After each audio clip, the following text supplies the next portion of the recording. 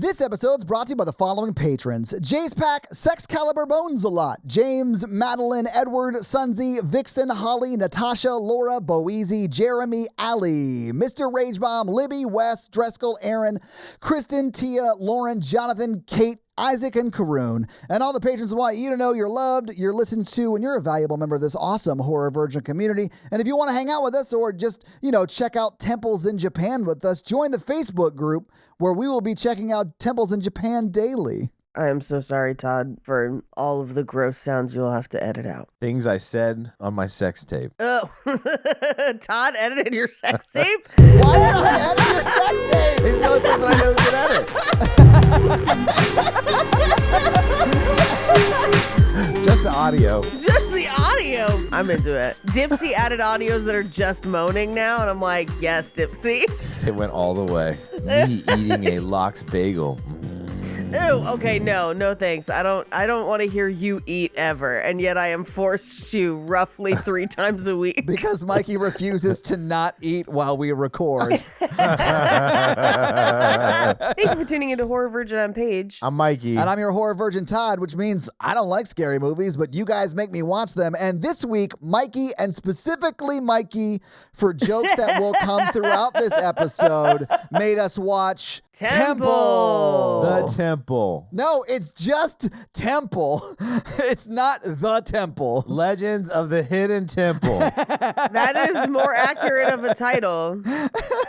So, Mikey, why did you pick this movie? Well, I wanted to pick you a movie that would make you jump scare a few times. Swing and a miss. In the process, I discovered 4 movies that are really scary that I really wanted to do, and I ended up talking to Paige about it, and I was like, well, we should save these for we should do all these together. for another month. I don't know why you guys save nothing for the swim back. Did you learn nothing from Gattaca? No, some of them were not streaming was the problem with some of them. Those. Yeah. Yeah, Mm-hmm. And others fit in with a whole month of other things we would want to do that would go really well together. Yeah. All right. And this movie isn't great, but it's lesser known, and I think it does some creepy aesthetics, and I like a movie where 3 people just do something they're not supposed to and immediately get murdered immediately, and I like that. I like the moral heavy-headedness of everyone told you not to do this, you did it anyway. And also, I kind of like a nice little third wheel story with some complications. This is a wild third wheel story. And I also like the end reveal of Tyler Durden's son. Oh, okay. That makes no sense. The quote reveal that kid is not actually there is so not shocking because of course he's not there. That is so obvious throughout the movie.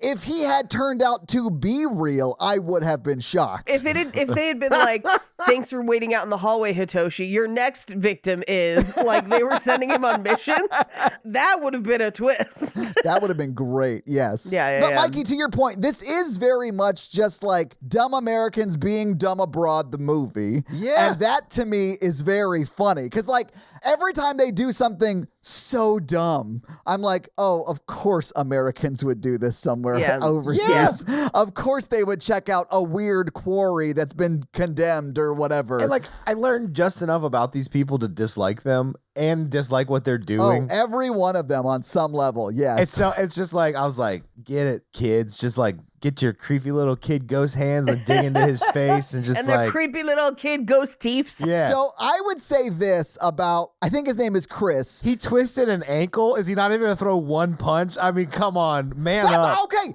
Mikey, that's what I was going to say. Absolutely. I literally wrote down in my notes when that happened, oh, there's only 8 of those kids. If this was Mikey, he would definitely survive. I would be like Rorschach in that. I'd be like, you're trapped in this temple with me.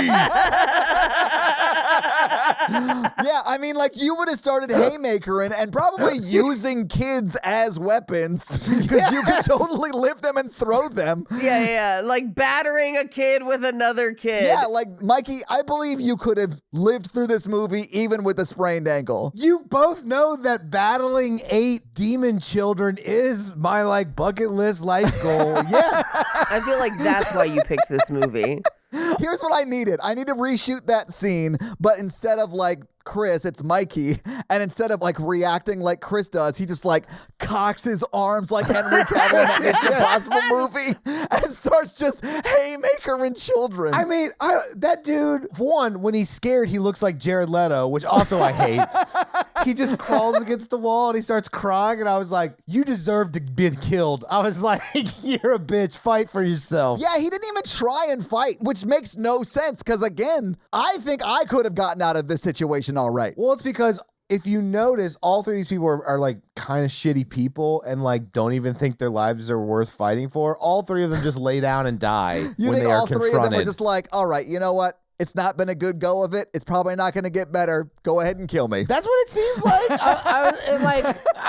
And then the ending is kind of is like so abrupt. Like, Oh my God. The ending is nuts. I feel like they had like 30 more minutes, like 20 more minutes to film, and they like ran out of money because it was like, oh, we Same. did all these creepy build up, and then it was like, we got 10 minutes, just kill everybody. There are things that they set up earlier in the film that I was like, oh, interesting, that Yeah. never pay off. I know. And then when it ends, I was like, what about everything else? Whatever, Yeah, I what guess. about all the other stuff we set up? Yeah, and it's one of those things where I started to feel like this was a movie that was like made after the pitch stage, not the writing stage. Like somebody was like, okay, so what if it's this? Like the way that we Yeah. talk about pitching fake movies, and then Yeah. they just filmed that. Well, if you look at who wrote this movie, there's like a lot of names, and a lot of those names are also in the main cast of the movie. Uh-huh. So I'm not 100% sure that this movie wasn't just them taking a vacation to Japan and like, let's just do something. Let's just see if we can let's just film film things. something while we're here, I guess. I thought about that too, because there are huge sections of the movie where two characters like, we're going to take a walk, and are just no longer on screen for like 20 minutes. And I figured, I was like, they must either be behind the camera or they're leaving this one guy because he can speak Japanese. They know they have to get around and talk to other characters. So they just left us with the guy who can speak Japanese. yeah. Yeah. And this guy had not directed, he was the cinematographer for Kiss Kiss Bang Bang. I honestly don't have any problem with like the cinematography. It's shot really well. The directing is also the acting, and the acting is not great. Yeah. So, like, he does have the cinematography thing down, though. Like, Yeah. a lot of his shots were cool, and I was into it. It looks great for being not great of a movie, which Yeah, is tough. It cut a mean trailer, Oh, I bet it did. I bet it did. which is how it got me to watch it. Here's Yeah. the thing, because like early in the movie, there's a scene where she gives ungodly amounts of exposition directly to camera, and I was like, oh, this is bad. This is real bad. But then the rest of the movie continued, and the cinematography was great, and I was like, okay, maybe this is just that one thing, and it's just a one weird part. And then they were like setting up new stuff, and I was like, okay, maybe this is good. And then it gets to act 3 and it all falls apart. Yeah. Either they ran out of money, or they clearly had not planned enough of what the payoff was. They hadn't decided. They were just like, insert spooky temple here, and then hadn't really gotten much further than that. Right. Yeah, and then we're just ad-libbing in the moment. Like, Yeah, because we spend like 30 minutes in the woods, Yeah. and this movie's only 78 minutes long. And I just feel like, they have so many good elements. It's like a roller coaster where it's like click, click, click, click, click, click, click. But instead of falling, you just kind of go straight. Yes, Mikey, that's exactly true. and then when it should start actually falling, it's just credits. Yeah. You realize you're back at the station. Yeah. Because when that hand comes out and grabs him and some of the background scares, I was like, Yeah. oh, this is creepy. Like, what's going to happen? Yes, they set up so much creepy stuff that never pays off. There's a skeleton down below the temple when he gets pulled under. I know, but like you see sort of the creature, like the shapeshifter lady is what it is. I Right. think it is, but like you see it in shadow. Yeah. You never see it. You never see that creature or woman kill someone. You see it once, and it should have stayed in shadow. Well, yeah. I mean, so to me, this movie felt very similar to like other movies that took place or originally took place in Japan, like, The Ring Yeah, and those yeah. kind of movies. It felt very much like it was going for that. Yep. Nothing they set up really paid off at all, really, in my mind. Yeah. I was sort of bored by this movie and honestly not scared. Like, there were not many jump scares at all. In fact, I'll be honest with you, and you're both going to make fun of me for this. The biggest jump scare for me was the lady at the vending machine because I wasn't expecting it. Oh, that was the biggest jump scare for me, too. Oh, okay. Especially because I was like, a homeless person in Japan.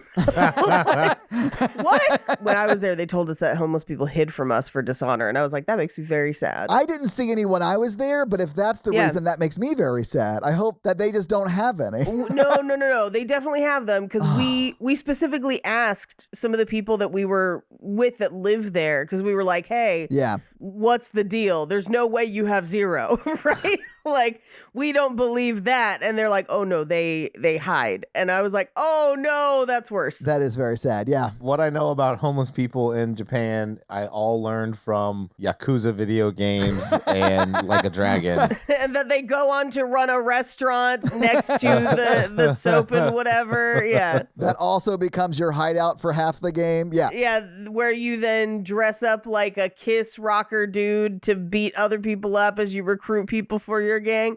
Yeah, no, I'm familiar. Yakuza slaps. Like, I love those games. Yeah, Jake is a big Yakuza fan.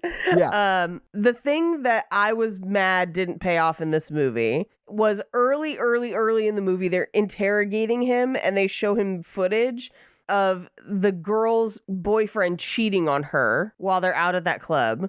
And they're like, who is this woman? And he's like, who is she? That's a good question.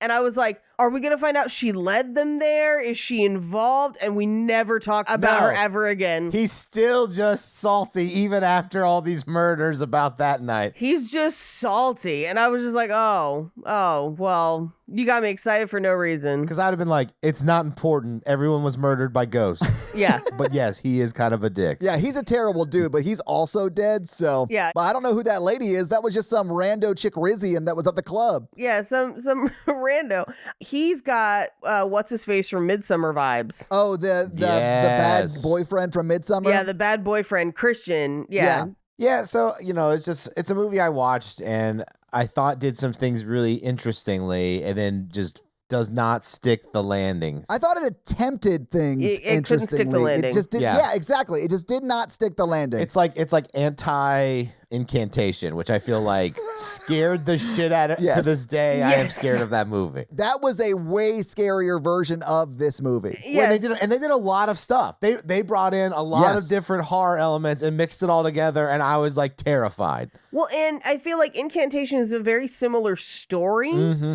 And so the longer this went on, the more I was like, oh man, like it was reminding me of Incantation, but then it never gets as scary. It doesn't quite get to the level of scary imagery, and it doesn't quite get to the story. Because Incantation, even though you could cut 20 minutes out of it, it has a very open shut, clean cut story that is ultimately terrifying. Yeah, and things are sort of explained in a somewhat satisfying way. Like at the end of this movie, we don't know why that temple went evil. Like, yeah, we don't what really that know. Shape-shifting fox/lady was, like anything. Did the monk kill people? We don't know, Paige. They never answered that. Yeah. Well, I mean, I did see the picture of that second grade class, and it looked like they had it coming. But yeah, like, although I did want to like this movie initially because Chris, the guy who's just tagging along, the third wheel, went to Japan because he had a sad thing happen in his life and his friend was like, hey, just come to Japan with us. It'll be great. And that is the exact same circumstance that I went to Japan under. My brother didn't die. That was a long time ago. But I had just come back from San Diego when that whole relationship ended, right? When you got cheated on. Did you third wheel that whole trip? I did, but like, I'll be honest with you, we were in separate rooms. Yeah. So it was way more difficult for me to capture video of them having sex. But like, there were some really weird things that happened in this movie that I didn't care for. But like the original premise, I was like, this feels very familiar to me. Yes, except I would bet on your third wheel you were not absolutely trying to sleep with one of the other wheels. No. It was my friends Lee and Whitney, and that's like we stayed in separate places. We did stay in a Ryokan, I think 2 nights when we were in Kyoto, and we all slept in a big like a room like they were in this one because they stay in a Ryokan in this one too. Yeah, but like they just wouldn't have fucked in front of me. Like I don't understand. I know. Yeah, I was so many things. There's 2 things bad happening in that moment. Did you ask them to? No, Mikey, I did not ask them to. The 2 things bad happening in that moment is that they're having sex in front of their friend. friend. Yeah. And then he also is filming without their consent. Like, none of those things are inherently bad as long as consent is involved, right? Right. But when we get to that scene, we will have a lot to talk about. I was so like grossed out by that. Yeah. Oh, and also on my trip to Japan, we went to a temple celebration. It was like having its like temple birthday, more or less. And it was 1,180 years old. Dang. And that was awesome. It was like the coolest thing we did because we got invited to go to it from like this local family that they knew, that my friends knew. So they invited us to come with us, and we got to like, well, Whitney dressed up in like an obi and Yeah, like yeah, the yeah. whole, yeah. It was awesome. It was so much fun. So like my temple visit is way different than this temple visit. Yeah, for sure. Largely because I still have a face. Debatable. Rude. I think the weirdest part for me is that the early sections of this, when they're in Tokyo, they're actually in Shibuya, which is where I was. I was like, I know that street. I was just there. So that was a little freaky. And then in the middle of this, my sister, who is currently in Japan, I dropped them off at the airport yesterday morning. So my friends Lee and Whitney are in Japan right now. They literally left 2 days ago. Yeah. Mikey, had you seen this movie before? Yeah, like when it came out. So like 6 years Oh, okay. ago-ish. Yeah, 2017 is when it came out. Yeah. Yeah, It wasn't in theaters. Where did you like video on demand it? I think I did. Oh, okay. Or saw it at like a festival or something like that. Yeah, something. I saw it somehow. I bet this cut a mean trailer. Oh, I bet so many people were disappointed based upon how mean that trailer looked. I'm I mean, sure. there is some scary imagery, but none of it pays off. Like, that made me like the movie more than I think every other horror lover would, because it sets up the scary stuff and then never scares you. Well, they do some scary stuff, just not in the third act. Yeah, the homeless lady that was hiding Yeah. and then popped out, like, that was the scariest moment of the movie. No, like Paige is talking about, like they have like they have like the monk guy. He's like in the background of some scenes, and that's pretty creepy. Yeah, and then like yeah. shadows, and then like people grabbing at you, and then like when the third act comes to scare everyone, they forget all of those things, and then you just leave them behind. Yeah. Exactly. Like the shots where like someone's holding a flashlight, they're facing it away from the camera, and we see them haloed or sort of silhouetted, I should say, in their light, right? And then we see like the monk step out, right? And you see the monk behind them. That is creepy, but it's never scary because they never actually do anything. Or like when they are hooking up, and then the kid, he like pans his camera to the person walking behind them, and then Yes. cracks the door open. That was pretty scary. Yeah. And then they like get to the temple, and it was like murder them all. Yeah. After spending 30 minutes like getting there and like hanging out there, then all of a sudden it's murder them all. Yeah. Yeah. And I wouldn't have spent the night there. Also, so she had a miscarriage, I assume, right? Or an abortion, one of the two. It doesn't Okay. clarify. Sure. So she just hadn't told her boyfriend? It sounds like that's what it was. I took it as she was pregnant. I don't think so, because it sounds like it's something that was no longer an issue, and the only person that knew about it was the friend. Yeah, I really hope it wasn't that she was pregnant, because James's reaction to it would be bonkers Yeah. if his girlfriend told him she was pregnant. You mean getting mad and stomping off? Yes. Well, honestly, okay, even if I was like super pissed at somebody, I would not take a flashlight and wander off into the fucking woods at night. Like, James Yeah. deserved to die, and if he didn't die by the fox lady, he died from stupidity on the way back. I know you wouldn't. I wouldn't. But like, let's say you're an asshole. Mikey, I am very petty, and I wouldn't do that. No, but like he cheated on her like 2 nights ago. I wouldn't have gone on the hike in the first place. Paige, you're the only person that definitely would have survived this movie, because your ass would still be in Tokyo. Yeah. I'd still be in Tokyo. Or at worst, I'd be at the Ryukin like, hey, you got any more of that sake? What's up? Yeah. I'm going to chill with this Shiba Inu. Yeah, oh, that Shiba was so cute, man. When I was in Japan, I went to a Shiba Inu puppy cafe, Yes. and it was the most I've ever been in love. Anyway, can we just all admit to ourselves right now that the lady who ran the restaurant hotel they stay at was definitely trying to smash Chris? Oh, yeah. He's got them pretty eyes. She was like, hey, you want some sake? Like, she was definitely trying to weasel her way in. Good for her. I mean, why even be in the tourist industry if you're not going to smash the tours every now and then? Honestly, hey, she was just putting it out there, dangling the bait. And Yeah. he was like, oh, no, I'm going to talk to this kid. And she's like, what kid? Yeah. She's like, he's talking to himself over there, but like still hot. Yeah. He's pretty hot. I thought he was the cuter of the two. Exactly. She's ignoring all the red flags. He's like, no, sorry, I have to record my friend having sex tonight. Creepy. I agree with, okay, I had some conflicting thoughts about close opposite sex friendships like that. And like, the dude goes about it in a dicky way, 100%. What dude? Are you saying James is a dick? The boyfriend. Yeah, James is the boyfriend. Yeah. Yeah. Because he's like just super jealous the whole time for no reason. He is. And he cheats on her in front of him. And I was like, what do you expect, idiot? Like, Which is bonkers, especially if you think he's into her. yeah.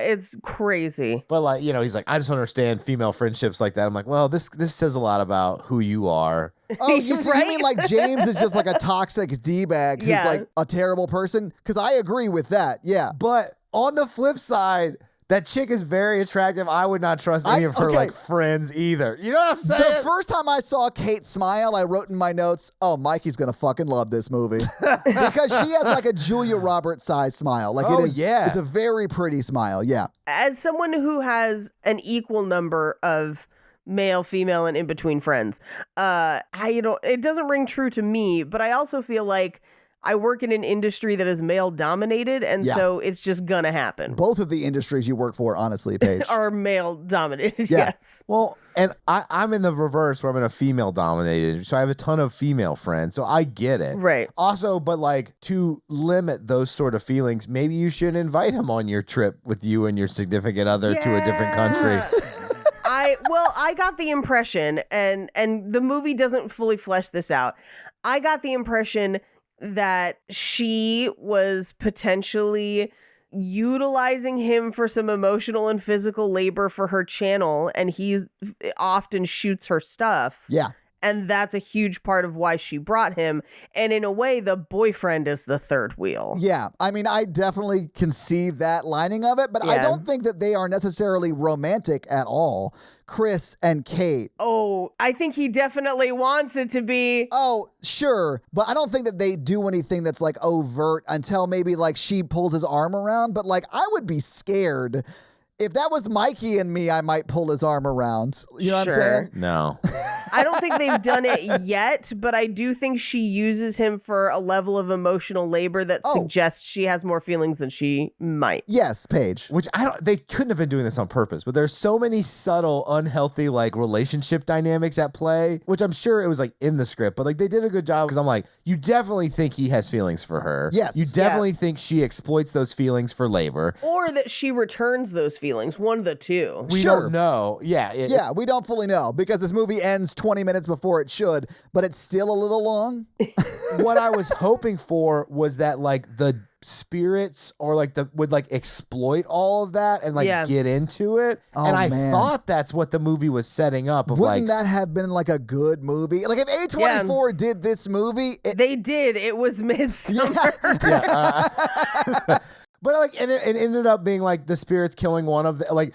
Or like, you know, pick who you actually love, and then like if you like maybe she loved no one, so it killed her. The guys live, or she loved herself and she chose herself over. Yeah, I mean, it could have played on any of those themes, and that would have been awesome. And you could have took any one of the players and had the spirits being like choose the person, and like it could have been interesting. I think ultimately what we're saying though is that it was not. No, but I think it is. I think it's interesting to do some of those movies on the podcast of like look at all these great elements they set up, and it doesn't just quite come together because we watch a lot of bad movies. Yeah, I think we did today.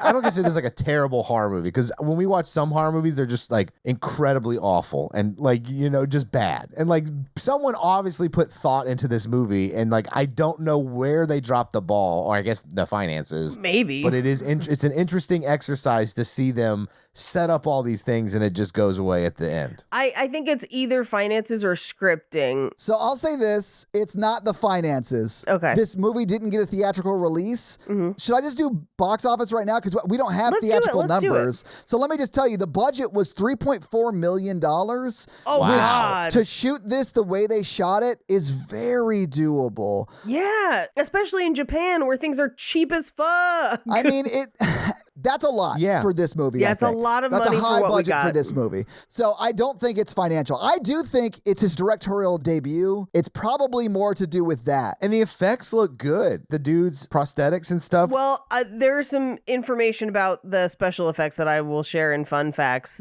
There's only 2 fun facts for this movie, and that's one of them. Okay, well, cool. But like, it looks good. Can I run to the restroom real quick? I'm so sorry. Yeah, sure. Mikey keeps losing these potlucks, man. I know. Well, while Mikey's gone, I'll just say I think it's a scripting issue where I think somebody didn't quite do their story circles right and had all these great ideas to set up these really kind of ominous scares in the first 2 acts of the movie, but then didn't fully nail down exactly what the thing was in the temple. Yeah. And then they were like, oh no, we're 2.5 acts into this film and we got to wrap this shit up. Yeah. And so then it becomes running through the woods and we don't know. And we never find out. So I don't think they ever know. We never find out. Yeah. I don't think they ever know. I think at 20 more minutes, that would have put it at 98 minutes, which I think would have still been a tight. And I don't think you really need to cut that much from the earlier scenes. It really is that third act of everyone aimlessly running through the woods for 20 minutes that could be trimmed if you had more of a specific direction to it, where it's like, if you think about, let's say, Deborah Logan or even The Ring or something, where at a certain point at that break between Act 2 and Act 3, they figure out what it is and then are trying to either escape it or change it. And even if they don't, at least we as the audience have some insight into what's going on. Incantation does this too, where at a certain point in Incantation, you get the flashback of what happened that fateful night, and then you understand why she's trying to go back and what that means. And this movie is missing that piece. Yeah, absolutely, because you don't understand why anyone's really doing anything, or at least on the evil side, right? Right. It's all just like, oh, it's because they're there, I guess. Which, fine, but tell me that, I guess. Like, it's just not, there's no substance to it, you know? Well, and it lays out a couple different things, because we've got the monk who, should I wait till Mikey comes back? Yeah, I feel like I'm going to break this down in a very interesting way. We should, but I do want to point out that while Mikey has been in the bathroom, he sent us a meme. Oh, great. Okay, hold up. So, maybe that should lend a clue as to what Mikey's doing in there. Mikey, you, while you were in the bathroom, sent us a meme, which means you were definitely taking a sit. Taking a sit. Yeah, I had to poop, and out of respect for the people on my Zoom call 2 rooms away, I shut the door to the bathroom. So we couldn't smell it? Wait, do you not normally shut the door to your bathroom like when you're alone in your house? No, of course not. If you're alone in your house, all the doors are open. I live alone. Who am I hiding my bathroom from? Really? Yeah. Oh, maybe I'm the weird one. I always close the door to the bathroom, even if I'm alone in the house. Todd, can I present you with a thought experiment about this that might make you leave your door open? So I started doing this when I lived alone, that I would leave the door open. Well, yeah, you don't want to do it when you're at home or whatever, with your family. No, but when I'm at home alone, because I didn't want someone to get into the house and I wouldn't hear it or see it until they were at the bathroom door. Oh, okay, that's not what I did. Well, now I'm terrified to ever take a deuce. Here's my thing is I'll start shitting with no one home, and then Jake will come home, and then I can't get to the door, and I'm just like, hello, we're married. Welcome home. That happens all the time. That happened to me at a Panera once. Nice. What if the cat needs to get to me and I'm the only one home? Cats are evil spirits, I heard. I honestly would prefer to be wearing clothes if a cat wanted to be on me, because they have claws, and even when you're petting them, they hurt you. But emergency, like if the cat has an emergency and is like, Mom, please help, I found a bug and I ate it and whatever, like I need that door open so the cat can get to me. I'm a good cat parent. Can McCready talk? Sometimes, but only to me. I'm terrified. Maybe we should just go through this movie scene by scene, though. Let's do it. Hell yeah. Wait, hold on. The toilet's making a noise. Hold on. Okay, I've got to fix this. I thought you fixed it. Mikey lost that potluck. Okay, so we open on a movie that is only 78 minutes long, but is going to spend 14 of those minutes in credits. Or running through a quarry at the end. Okay, so I have a theory of what the intention of this ending maybe could have been, that they either just couldn't quite bring it around or didn't quite have a fully fleshed out idea of it or couldn't film it or whatever. We know that the monk was there, but the monk claims to be innocent, right?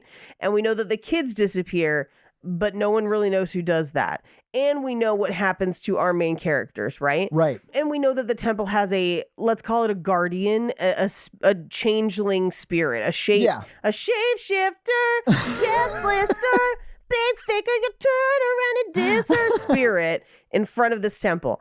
My thinking was that maybe this temple, if any of you are familiar with the podcast Tanis. Yeah, I love Tanis. Right. So something kind of like that, almost like a Baba Yaga's hut kind of situation in the forest, where it's the building itself that maybe appears different ways to different people. And that's very in line with what we see with Hitoshi and his eyes, and other children missing eyes, because that's never really explained, that it like shows you things and alters your perception.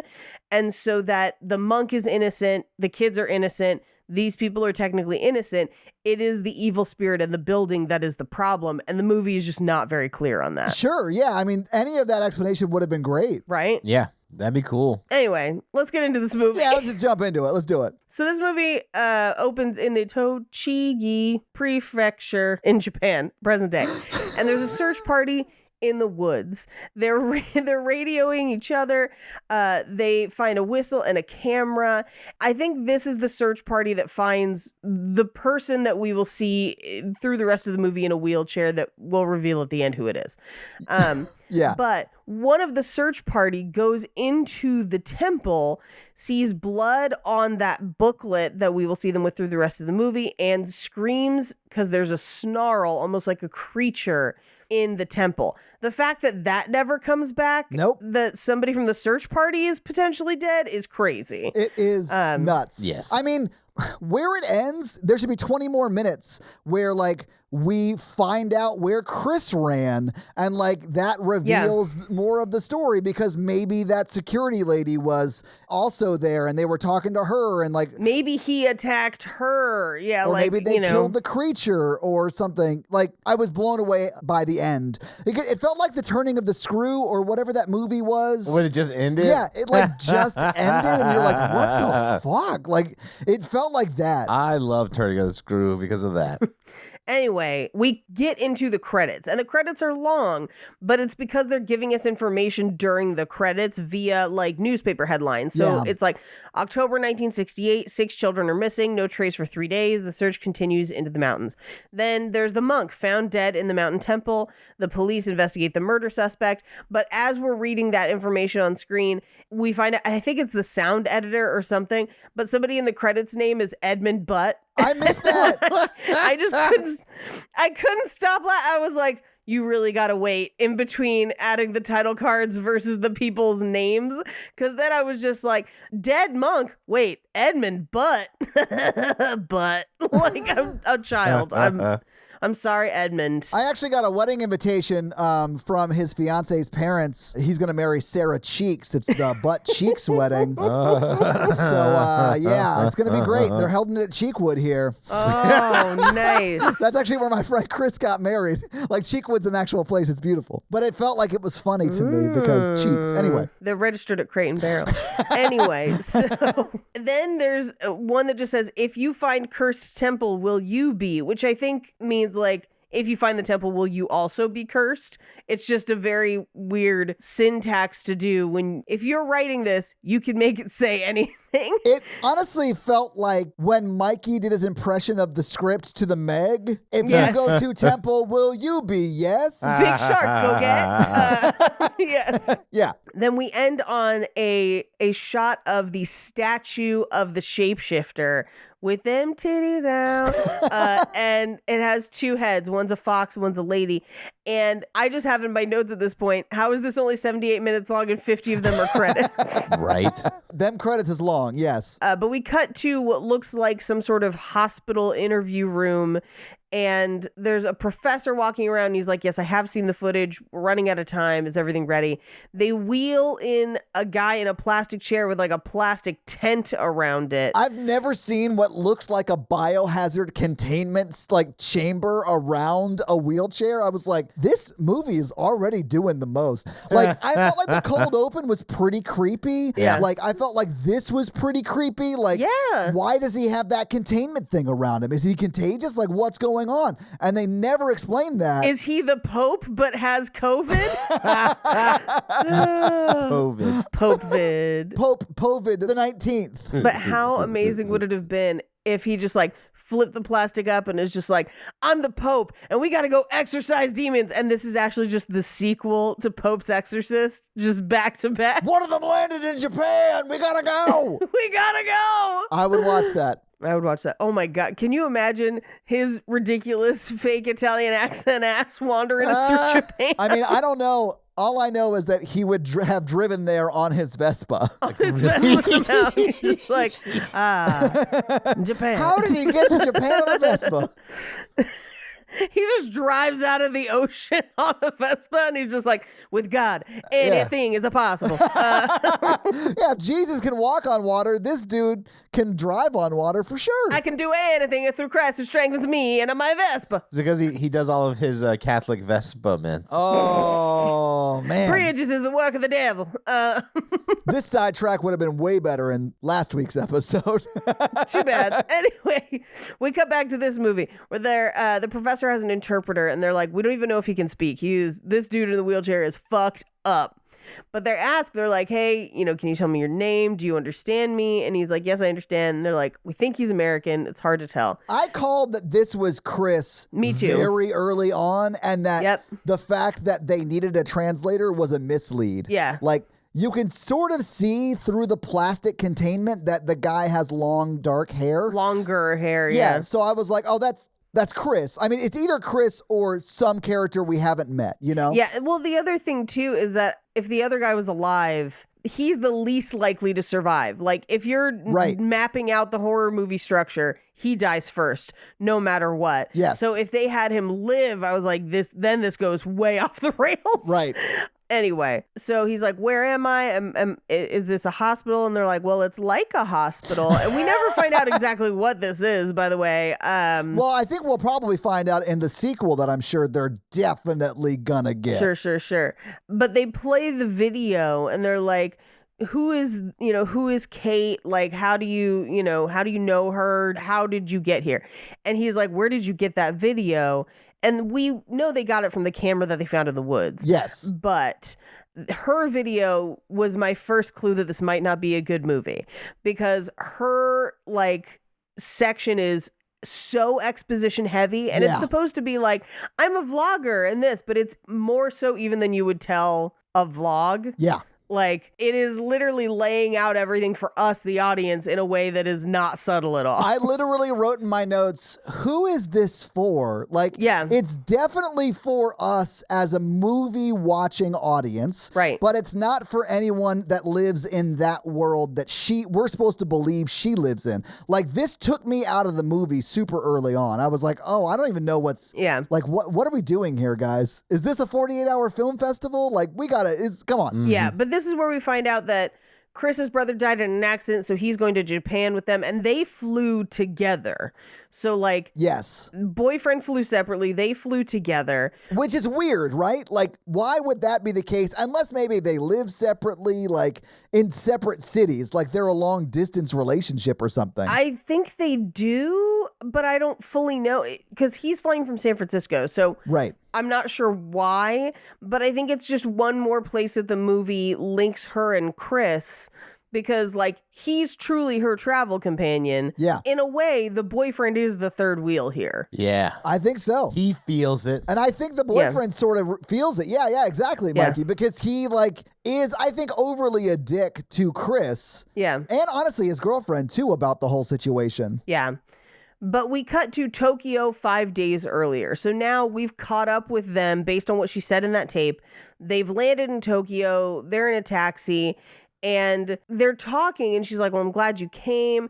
And this is where we find out that he and the boyfriend haven't met before. That he's her best friend and best friend since childhood. Yeah. It kind of sets up. Well, it says that, Paige. Yeah, and has not met the boyfriend. Which led me to believe it's a long distance relationship. Like, Yeah.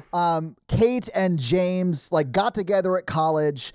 They graduated. James got a job somewhere. Right. And Kate moved home or whatever. And they're just waiting to like have her come or whatever. Well, she's finishing her thesis or Oh, whatever okay. on religious studies. So Right. So she's still in school. she's still in school. Okay. Wherever that is. Yeah. Yeah. But it is weird that like, how did she meet James in a world where Kate and Chris were not like, Constantly around. they Yeah. were friends? Like, how did her and James start dating under those, I don't know. I don't know. It's weird that he wouldn't know Chris is all I'm saying. Yeah. I feel like they know about each other, just Of course. don't know each other. But we cut to the hotel and we finally meet James, her boyfriend, who I would say is the antithesis of Chris. He's the opposite type, if we want to think about, typified roles in films, Yeah. where he's very put together, kind of bougie, clearly coded as rich. Right. James is, yes. James is. Yeah, Chris is the opposite. Chris is coded as a nerd where he speaks Japanese. He's got kind of the unkempt hair and the camera, although he is too cute to be the actual nerd in the film.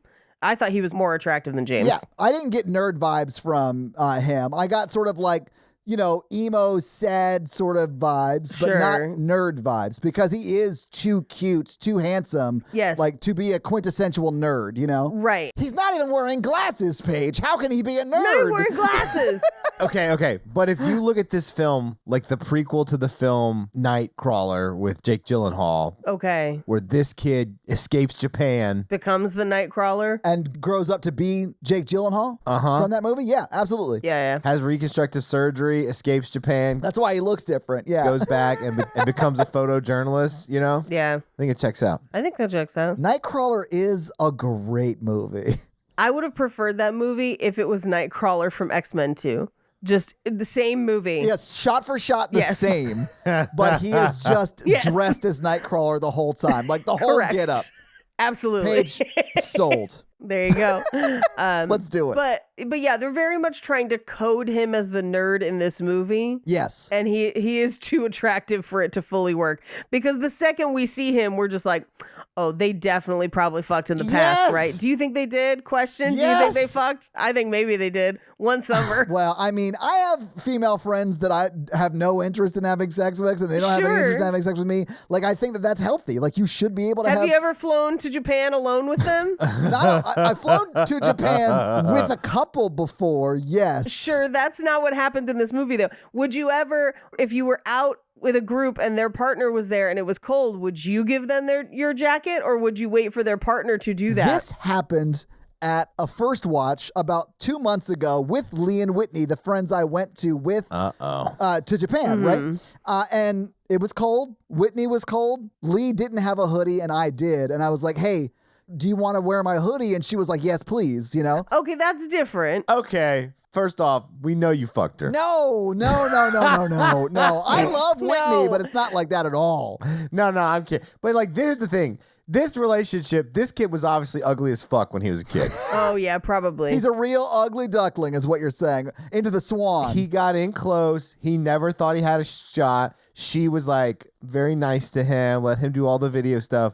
This man had a glow up. Absolutely. Probably around 19. Yeah. He's about 24 now. Yeah. I think they definitely had a couple of drinks one night and crossed some sort of line. I definitely think it happened. I think it happened too. Like, If not physical, they're having an emotional affair. I think that part is pretty clear in the movie. Yes, agreed, 100%. Yeah, that there's an emotional affair going on. Yeah. So as for the jacket thing, we know they both have the jackets, and he's the one who does it. Yeah. And like that is not great. That is fair, but her boyfriend also isn't around at that moment. I don't know. Like, He's only a few steps ahead. Like it was. I mean, it is different than the situation I laid out. I will agree with that. But like, I honestly Yeah. don't know if that would bother me if like I was James in that situation. Just because like, she's cold and I wasn't around or whatever, like that wouldn't bother me really that much. Yeah, I mean, If when she got to me and she was like, hey, can I wear your jacket? I would definitely give her my jacket, but like, I don't know. That kind of stuff I'm not super jealous about. I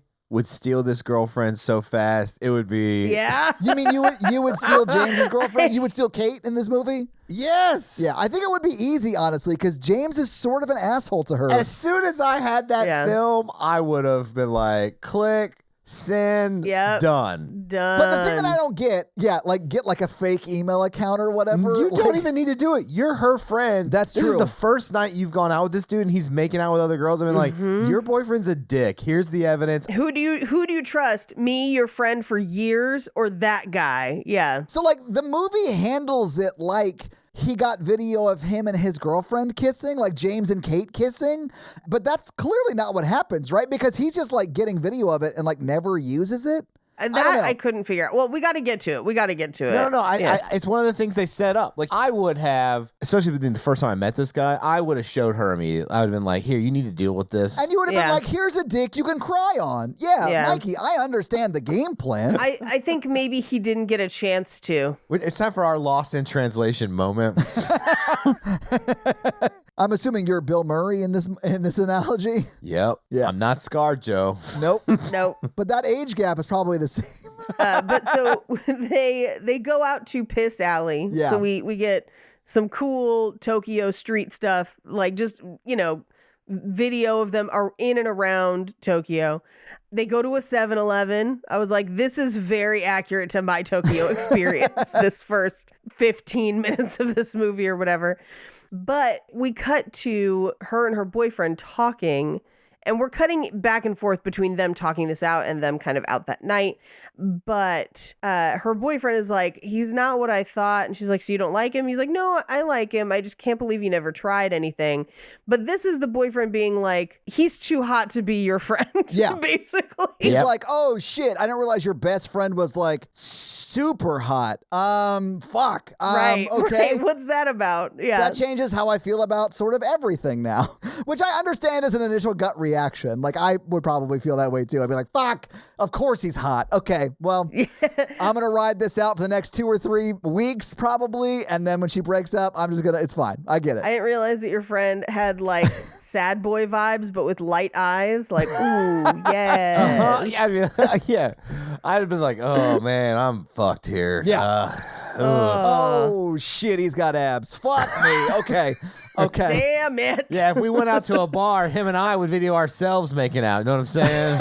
Anyway, so they get on the train. Yeah. Right? To go to Oyama, which is their next stop, where they all have to stay together in a ryokan. But we cut kind of back and forth to the Knot Hospital, so that we know that this is basically him describing this in an interview or whatever. But they're all in that one room and they're like, well, it's just for one night. So they go out for a little bit because this is where they get to that store where they find the book. Yes. It's almost just like sightseeing around. Yeah. And up to this point, this is like exactly my experience in Japan. Yes, because same. Like, we stayed separately in separate hotel rooms, but for the ryokan, we stayed in the same room for one night only. Right. One night only. Yeah. And Kyoto was amazing. We went to just go see temples and stuff in Kyoto. It was awesome. Yeah. And so they find this book. And Chris can read it because he speaks Japanese. Yeah. And he's like, yeah, I think we could find this place. And then they go to buy the book. And the shop owner is like, well, where did you get this? This is not a good book. This is not for sale. Leave. I'm closed. And they're like, did you insult her? And he's like, no, I don't really know what happened, but we'll find it online. But no, you won't, you idiot. That James says we'll find it online. Right. And I was like, oh, James is like real dumb if he thinks he can find someone's personal handwritten journal online. James is real dumb. Like, okay. But also, I would not go back for this. Like, I don't give a shit about this book. Yeah. This is how I know Chris is like super into Kate. Yes. Because he goes back. Yes, like, because he goes back for there's it. no way they haven't smashed and he is trying to be like, Yes. hey, don't you want to smash again? I can get us to that temple. Or they got very close to smashing. I wonder if the abortion was his kid. I don't know. She says James's kid. Does she say that? I must have missed that part. Okay. She does. She says his baby. Yeah. Oh, she says his baby. So it couldn't be Chris. It could be James. Yeah, that's what I mean. But when James walks up, he says, who are you talking about? And she says, we weren't talking about you. Well, I think that's just because she didn't want to tell him. True. I think she was just lying. But like we never hear the confirmation when they go off to talk alone. Yeah. I think you're right, Paige. Yeah, It's yeah. got to be James's, right? Yeah. Yeah. Anyway, so later that night, she is not going to go out with them because she has jet lag. She's going to sleep. So they go out to like a disco thing, just the two of them. Chris is talking to some girl. And then it kind of strikes out and he looks up and James is dancing and making out with another girl. Yes. I'll say this. The most unrealistic part of this whole movie, I think, is when Chris strikes out in the bar. I was like, no. I know. I can see what Chris looks like. No. There's no way he doesn't pull No. anyone he wants to in this bar. Yeah. This is ridiculous. But I honestly, Paige, I clocked James and the girl making out. I was like, surely that's his girlfriend, although they look differently. No, it's the girlfriend stayed home. She's not out with them. She didn't feel good that night or whatever. I know, but like when I saw them kissing, I just didn't even clock it because I was like, surely that's not what's happening right now. No, that is what's happening. They're cheating, and that's why he gets a picture of it. I know. Well, he gets full ass video, Paige. But we cut to the not hospital where they're like, who is this woman? And he's like, that's a good question. We never come back to this. Well, I mean, and that was just some rando lady that he was making out with. Like, she truly isn't important to the story. No. I definitely understand why if she appeared in this video, people might want to know who she is for like police reasons or whatever. But like, she's not involved at all. Right. You know? No, but the way that he says that's a good question, it sounds almost like The Wicker Man where they're like, sourcing and bringing men back, or whatever. Sure. Like she was like she's a part of the plot something or whatever. Yeah, but she's firmly not. Yeah. But she's not. He leaves. He just kind of leaves him out to, I guess, cheat on her more without him there to see it, I guess. I honestly would go back immediately and be like, hey. Yo. Yeah, hey, sorry about this. Did you know your boyfriend just is comfortable cheating on you internationally while on a trip with you? Like, that's a bad dude. You should break up. Yeah, while on a trip with you, and then expects him to keep the secret, which is bonkers. It's insane. When they get back the next morning, he talks to Chris as if he's like, it's our secret, bros, right? Like, it's wild. It's so dumb. You would definitely tell your childhood best friend. Absolutely. When her boyfriend, who you just met, was making out with somebody else. It's just a coincidence. She's smoking hot. Smoking hot or not, let me tell you some shit. If I'm meeting your significant other for the first time, but I've known you for a long time, I have no loyalty to your significant other you at all. Yes, and they cheat on you. Oh my God. Yeah. You've been my friend for a long time. You're my priority. If they try some shit, I'm going to tell you immediately. They cannot trust me to keep a secret from you. That's not how this relationship works. You're going to have to earn my trust. And if I just met you, nah, you're expendable. Exactly. His ass would have been back on a plane back home or getting his own accommodations like instantly. And then that becomes a let me dick you through your grief vacation for Chris and Kate. For sure. Yeah. Any reasonable person would have probably left the bar when they saw him cheating, went back to the room where she is and been like, hey, I recorded this. Or texted her. Yeah. Text her the video. Yeah, text her the video or wake up and show her and just be like, hey, I'm so sorry. Yeah. I was like, I cannot believe he did this in front of me the first time we went out by ourselves. And I don't like him. And this is going to make this trip weird for me. Yeah. So sorry you have to deal with this. Yeah. So sorry you have to deal with this. You're my friend and I care about you. I wish this didn't happen. Yeah. It's wink, wink. And she probably would have taken him back and then it'd been a really awkward next day. That's the danger with that is they fight for 2 hours and it's like, he just made a mistake. And you're like, oh, this trip's going to be terrible. Yeah. But Mikey, at that point, I leave. I become the person who's like going to remove myself from that situation, you know? Well, I had a thought as I was watching this. If I was in his shoes, what I might do as a first step is interrupt him with that person. And be like, hey, do we need to go back? Like, are you drunk? Is this making a mistake? Yeah, exactly. Yeah. Yes, right? But if he's like, no, bro, get off me. Like, I know what I'm doing. I'd be like, oh, fuck, you're on your own, then I'm dude. like, you're on your own. You're on your own. Yeah, exactly. Let me just get you saying this on camera and then I'm bouncing. And I'm out. Yes. Yeah. Anyway, so Chris leaves that disco and he finds the shop from earlier in the day that's open and the book is still on the counter. And he looks around and he's like, hey, is anybody here? Sumami-sen, like, excuse me. And the creepy kid shows up and he's like, hey, I can help you. Or Saita, I think. Saita is the kid's name. Yeah. And he's like, do you work here? And he's like, yeah, sometimes. I'm almost 9. And he's like, okay, I'd like to buy this book. We cut to him going to a bar with the book. So he has clearly purchased it. Yeah, we don't see that transaction, but I mean, I think it's not a jump in logic to think he paid that kid for it and they just left. Yeah. Yeah. Now, at the bar, the bartender's like, oh, I know that temple. It's in the mountains. My village was right below it.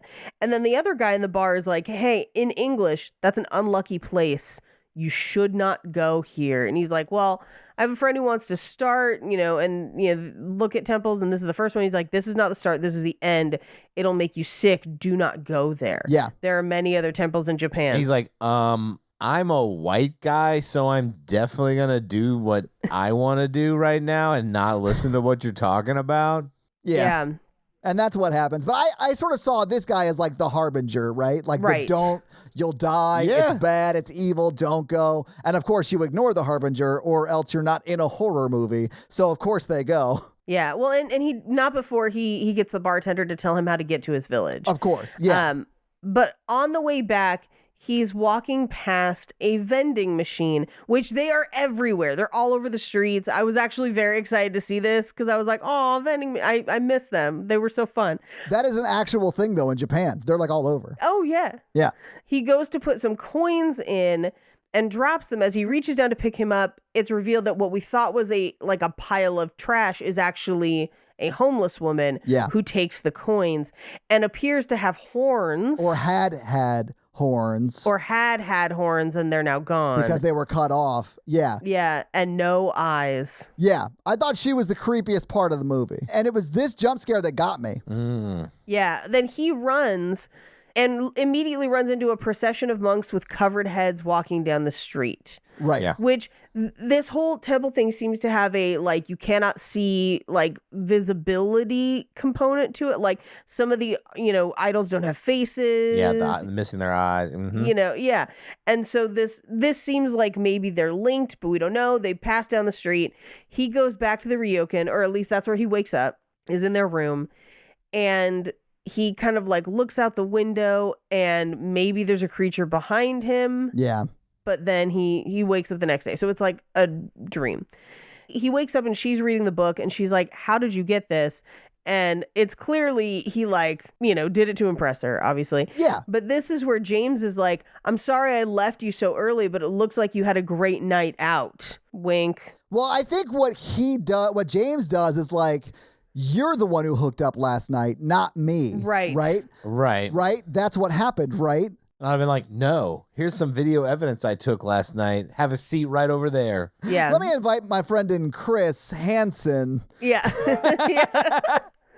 But he basically is like, oh, I found out how to get to that temple. So they get a taxi out to that village. Yeah. At the bottom of the mountain. Yeah. And they get to the village and it seems to be fairly empty. And people are literally ducking and running from them in this village. No one wants to talk to them. He finally gets someone to talk to them. He's like, is there a place to sleep? And she's like, you could find one at the restaurant at the top of the hill. And he's like, okay, great. As they make their way up, they encounter a man with a bunch of oranges. And he's like, why have you come to my village? And he's like, well, we came to see the temple. And he's like, the temple called Hitoshi when he was a boy and it showed him things, but he came down the mountain holding his eyes. And Chris is holding his eyes, ? And puts his hands over his eyes. Right. And then the guy puts 2 oranges in his hands and says, no, holding his eyes, basically implying he had an eyeball in each hand. Yeah. Not good.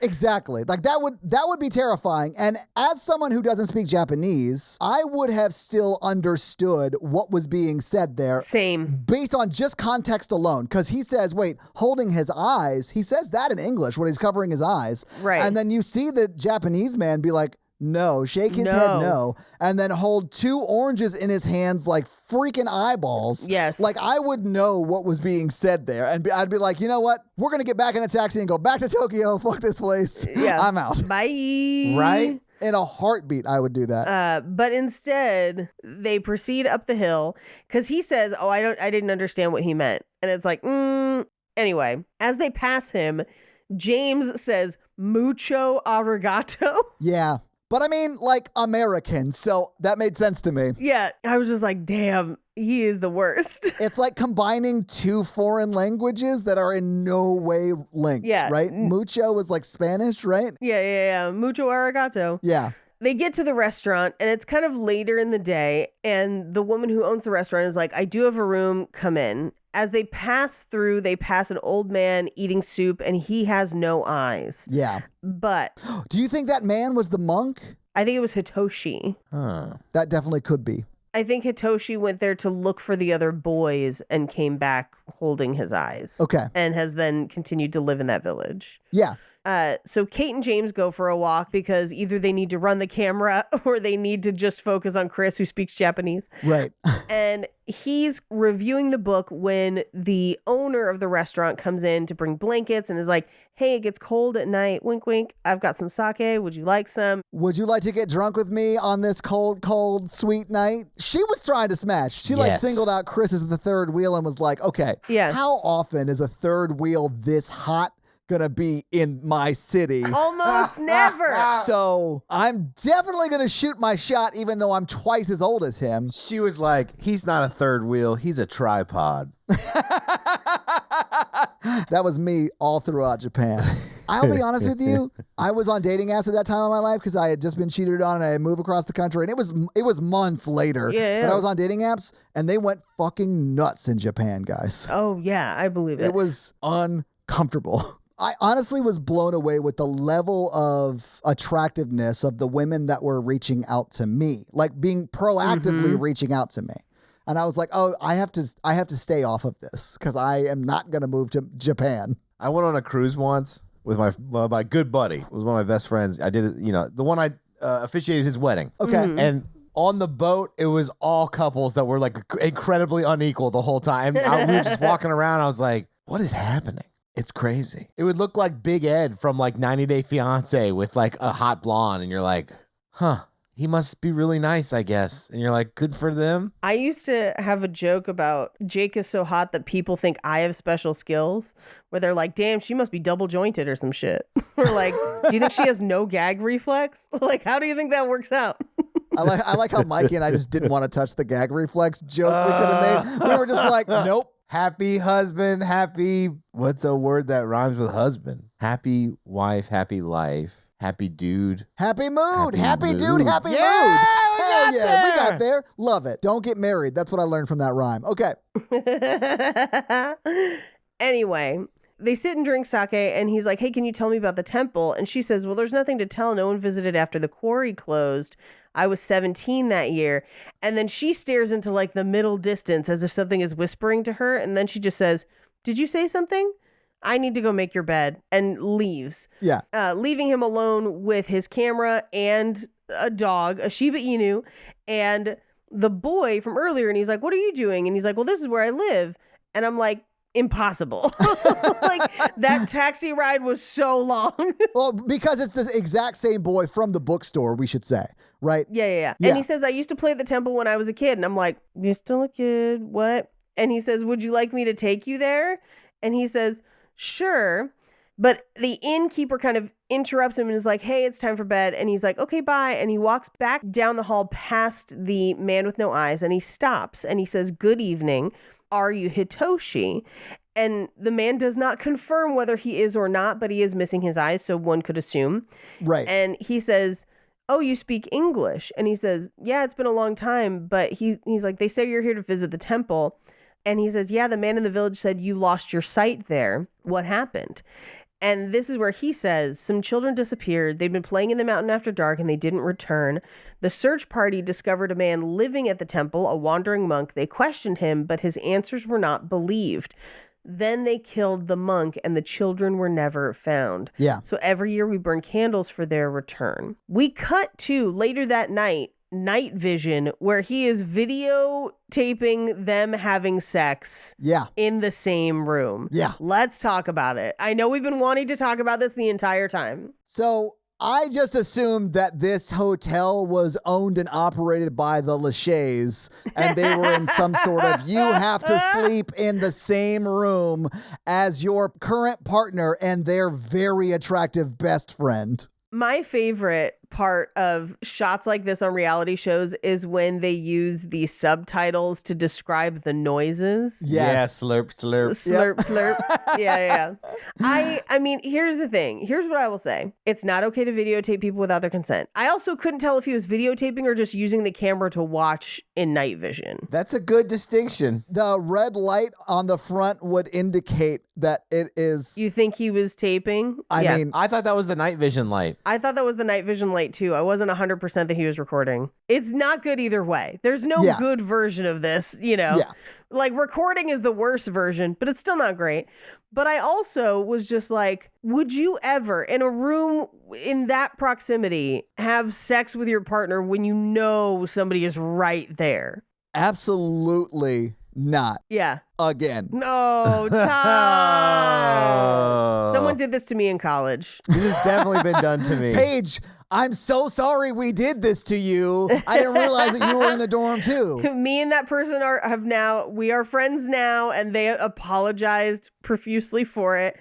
There were substances involved. Of course, yeah. Just alcohol, but like I just kind of turned over and pretended like it wasn't happening until it was over, and then I just left the room.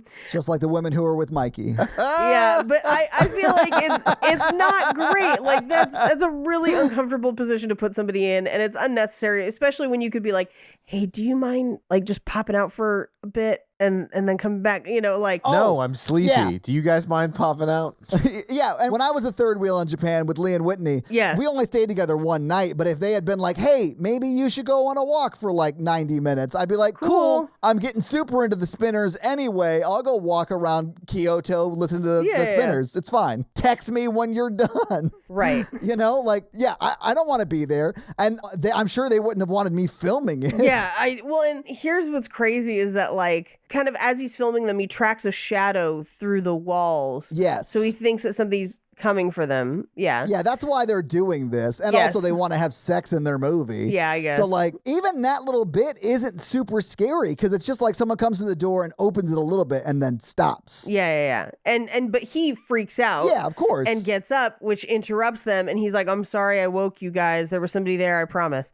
Bro, they weren't sleeping, okay? You know they weren't sleeping. Right. Well, and then James is like, did you enjoy the show? Which I was like, oh, bro, like, this is a thing you just don't talk about ever again, unless you want to be like, give me the tape. Like, you know. I've been like, nice small dick, bro. Your dick is small.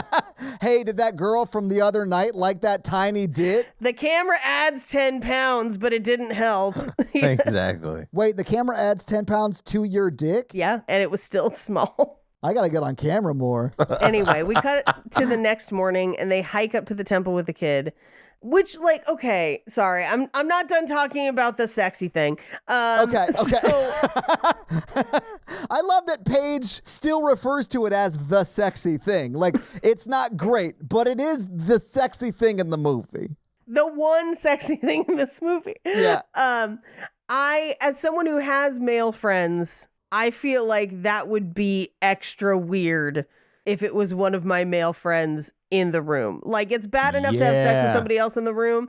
Extra bad to have sex with somebody that I have an established friendship with. Or if you're going to do it, she needs to be making eye contact with him. That's all I'm saying. I think she was. I think she did at one point. Yeah. Yeah. Like, I think she knew he was watching and, like, was into it. Yeah. I think that was part of it. Yeah. It's like Thomas S. Pumpkins is part of it. It's part of Wait, it. no, it's David S. Pumpkins. Shit. David S. My bad. Pumpkins. Sorry. Damn it. Thomas is his brother. Sorry, I apologize. The next morning, they hike up there with that kid. And this is a long ass hike. It is a long ass hike, and for the duration of this long ass hike, aggressively no one is even looking at the child except for Chris. Yes. So it's like super clear, because I've seen 20 other movies that this movie is trying to be. It's super clear that that kid is not there and only Chris can see that kid. Right. It doesn't talk to anybody else. Nothing. But they do stop to talk and get video of a spider for no reason. Oh, Awful. fucking terrible. Well, those spiders are native to Japan. I hate it. It's Sure, it's scary, but like, why are they in the movie? Like, freaky. okay, but there's nothing in the story that is spider related. Like, No, spiders just be scary. Spiders are scary, Todd. okay, They don't have enough regular scares in the movie. They gotta add the spiders. Gotta carry some weight. sure, Spider okay. gotta move weight. I mean, but that's my point. Okay. Why do musicals have all the bullshit they have? I don't understand what your point is. My point is, it's dumb. Why they gotta sing? Why can't they just say somebody what they're doing? What say you for? Yeah, what say you for? I honestly have no idea what Mikey is attempting to say. He's like, if something doesn't, because you're like, the spider doesn't need to be there. Why is it there? And Mikey's like, in musicals, the song doesn't need to be there. Why is it That's there? exactly what I'm saying. So you just like spiders? I don't have a problem with the spider here because I think spiders are scary. What is a spider if not the songs of scary movies? You know what I'm saying? Are you having a stroke currently? No. I'm actually following this, and Paige is tracking this thought I'm process. tracking this conversation. And as someone who likes musicals, I also did not have a problem with the spider in this movie. I was like, spiders. If you're gonna make a musical, there's gonna be songs, and there's gonna be like random people carrying you off stage or whatever. And if you're gonna make a scary movie, there's gonna be a spider. But in a 78-minute movie, if you feature something that's not narratively linked to your story, that's just straight up stupid ass filler. I agree the spider should have a credit. That's why spiders are striking over there. Yeah, they can hold 8 signs at once. Well, 6 because I gotta swap. It's actually the WGA over there too. It's just the Web Guild Association. Yeah. It's for any insect that uses a web. Yep. I like a good spider. Spiders scare me. Throw them in the movies. Yeah, spiders be scary. That's like if I was like, this Indiana Jones movie was okay, but like he was really supposed to be getting the ark or whatever. I don't understand why like all those spiders came up or the snakes or whatever. Well, no, I guess my only point is this movie has, I don't know, 25 minutes of actual plot, and the rest is just BS filler that we're having to watch that ultimately, honestly, isn't scary. Like, I wasn't scared by this movie. I was bored. I was bored watching this movie. Yeah, you just described 95% of all horror movies that I watch. Well, here's my thing: is like if we're trying to have the filler be scary, spider is a decent way to do that because spider be scary. Okay. I need you to take this conversation, copy it, whatever the listeners pick, which I'm not mad at you yet, but I know I'm going to be disappointed. Just paste it back in when we do that in 2 weeks or whatever. I don't know if you guys saw, but Logan in the Facebook group just did a post this morning about like, all right, everybody, it's dealer's choice, so we get whatever pick we want. And I don't want you guys fucking it up and picking something mainstream. We got to pick something that's like crazy. The movies he suggested were like Tremors 2 and like I The love Scout's Tremors. Guide to the Zombie Apocalypse. So it wasn't like Terrifier or any shit like that. It was like actual like B-movie craziness. Anyway, back to this movie. They move up the hill and they're like, it's so quiet up here, but it's so cold. And this is where Chris gives her his jacket. Yeah. And James just completely kind of ignores her and they just keep moving. But they get to like a shack in the woods. All right. Todd, it's a shack. Aren't you aroused? Todd. Speaking of fill her. Okay, so this shack was way dirtier than the one I had sex in. Allegedly. And honestly, probably as historic, at least.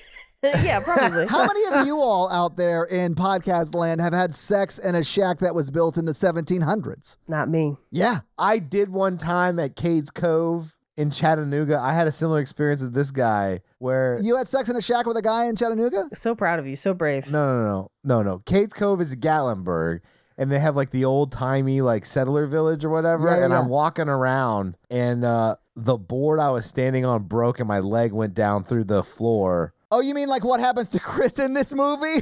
Yes. Yeah, I was like, we haven't gotten to that point yet, but If all you right. want me to tell that story when we get to that scene, but like... No, tell it now. You're already telling it. I was going to say, did you smash your nuts on the floor when your leg went through? Like Deep Rising? I was like talking shit about settlers, of course, because I'm always running my mouth about fucking settlers and stuff. Or really just anything. Yeah, Like, really. yeah. But whatever I'm in front of the time. And then that thing breaks. half my body like goes down. My friend screams. I scream like, ah! I jump up and we run off. We left the settlers' village and never going back. You know, like I shouldn't have talked shit. Well, because you're bands now, right? Like they have your picture up on the wall. What's a drawing? And they have one of his nuts just in case he ever comes back for it. Oh, I was just like, oh man. I was hoping they threw you in the old-timey jail. No, bro. There was no like park ranges or anything. But it is legitimately like Blair Witch style. There's no one around, just me and my buddy. And when something like that happens, it is the scariest thing to ever happen. Now, I didn't pass out like whatever this dude's doing here or whatever. He hit his head. He hit his beautiful head. His beautiful head, yes. Well, sorry that his like little, what is it, his like baby bump or whatever, it hasn't grown through. Or You mean the soft spot Yeah, on his head? What? You mean like when a baby is born and their skull hasn't solidified Hasn't completely yet? formed? Yeah. little touch of soft spot. He fell. It was like 2 feet and he telling me he fell? Come on, man. I mean, if you fall the right way, plus there's a skeleton down there. There was a skeleton down there. We got to get to that point. We're actually not to that point in the movie. Let's talk about it when we get there, though. Yeah. But it is like someone who's 6 feet tall drowning in 4 feet of water. Like, it's not deep. Yeah. But yeah. So at the shack in the woods, the kid tells them they have to pray. So they pray and clap, which of course is probably the ghost tricking him into invoking that thing. Yeah. James goes away to pee. Then it burns because he cheated on him with some randos 2 nights ago. That's the only joke I wrote. I'm sorry. It wasn't good.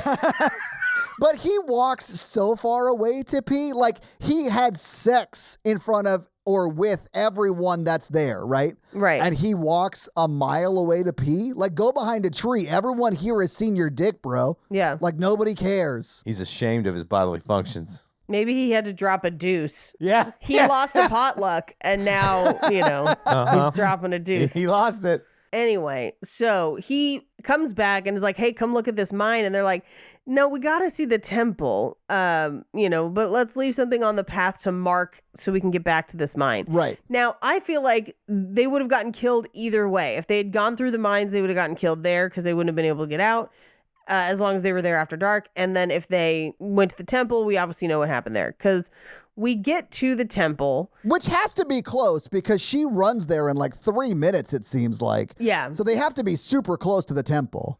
Right.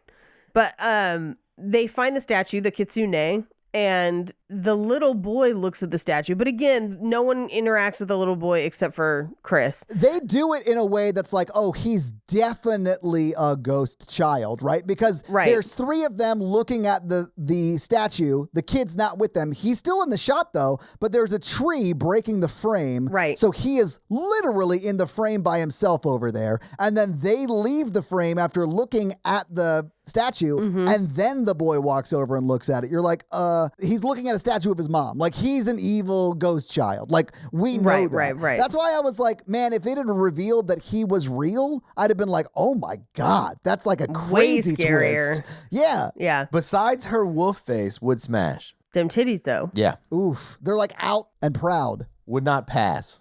And you know what they say about humans with wolf faces? What? Love it doggy style. Holy shit. That joke works on like 8 levels. It's the best joke I've ever. It'd be worse if all she ever wanted to do was missionary. You'd be like, what? Your snout's too big. Your wet nose against my face. The worst part about having sex with a woman with the wolf's head is the panting. I think it's a fox head, but still. Foxy. Dun, dun, dun, dun, dun. Mikey just panted into the microphone. I watched him do it. And oddly enough, that's also the sound he makes when he's on top. Yeah. Because he's like losing his breath. He's trying to cool his body down through his tongue. No, the sound I make on top is. So you're headed home after this, right? I don't have enough for 2 quesadillas, so. Yeah, I was going to say, the sound is just the microphone dinging and him being like, all right, I'm done. Yeah. Or. That's probably more accurate. The worst part about having sex, the two worst parts about having sex with someone with a wolf/fox head is one, when you run out of treats for when we're done. I gotta go get more bacon strips. I got a lady coming over. And when you go out of town together, but you forget the little plastic bags when you for cleanup. Oh, she eats all the peanut butter, and then you don't have any for sandwiches. You gotta put the condoms in a Kong so she can. Oh my God, that's why she and James are always going on walks. They go on long walks together through the woods, really get to know each other. Well, yeah, she gets anxious. She gets anxious. That's why he gave her the jacket. It's her thunder shirt. That explains their argument about the abortion when all he said was, tss, tss, tss. Sit down. That's a dog whisperer joke for everybody out there. Cesar Millan, is that who it was? I watched a 30-minute YouTube video with Caesar watching the South Park episode that features his caricature about him doing that to Cartman in the episode, and then he's critiquing it like it's an actual dog training episode. That sounds like the most YouTube video I've ever heard of. It's like 9 different layers of meta, and yes, I still want to watch it. Like, yes, I would absolutely watch that. I watched the whole thing because it was so like, I was like, wow, this is like really meta. I was like, I don't even, wow. Okay. I'd like to critique you and your YouTube watching habits, except that I definitely watched Jackson Galaxy play that game Prey, and his reaction to, or not Prey. What's it? What's the one with the cat? Stray. I watched Jake play a couple minutes of it, and then I couldn't anymore. I got too anxious about the cat. I got that game for Natalie to play. She played it for like an hour, and she was like, it's stressing me out. The kitty can't die. I hate it. I can't do it. Yes, it stressed me out so much. Yeah. And especially because it looks like our kitty. I know. It's so cute. Anyway, how has the sex therapy with Cesar Millan been going for you and your wolf-headed girlfriend? It's good because she's a sex therapy wolf-headed girlfriend. Sex therapy dog? Comfort Wolfman? Yeah. Except during the full moon. Yeah. I do think it is a fox, by the way. And everything I was reading, it was fox. But still, this is more fun. Yeah, it was fox. I remember them saying fox many times. It's the canine family, I think. I think a fox is a K8, right? K8? That if you smoke that, you don't test positive for marijuana. You can buy K8 at your local Spencer's. This is the off the rails I've been lurching in the shadows for this episode. I do love that the three of us can come together and talk about a truly dog shit movie and still have like the most fun. Yeah. I knew when I picked it we would have fun talking about it. I thought it might scare you because it has like cheap jump scares, but I thought it'd be interesting to talk about. I think you're right. I went full scary for my next pick, so oops, sorry, Todd. The listeners like that. Yeah. Also, the worst part about having sex with the fox person is Mikey's got a tag to his tag page. You ringing the bell in your bedroom like before. So it's a Pavlov joke. It's a Pavlov joke. Once again, my brain went to fox hunting jokes, and I was just like, do you have to chase her around the house? It's a Pavlov joke, Paige. Sorry that didn't ring a bell for you. Wow, Mikey. Mikey is on today. Like, if you aren't living on Mikey's level, you're missing like 90% of the jokes. They're amazing. Yeah. You know, freshman psychology jokes are like my thing right now. Mikey, I honestly think Kate was talking about your baby with those level of dad jokes you just displayed.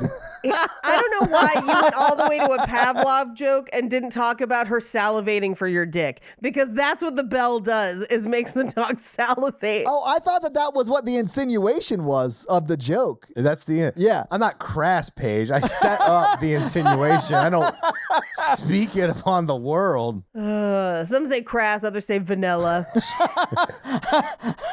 Mikey does seem like he's got real vanilla vibes. Mikey looks like he would be like, you on top? Gross. Gross. How'd you meet? Pet finder? Yeah. I had my settings to German sheep herd. But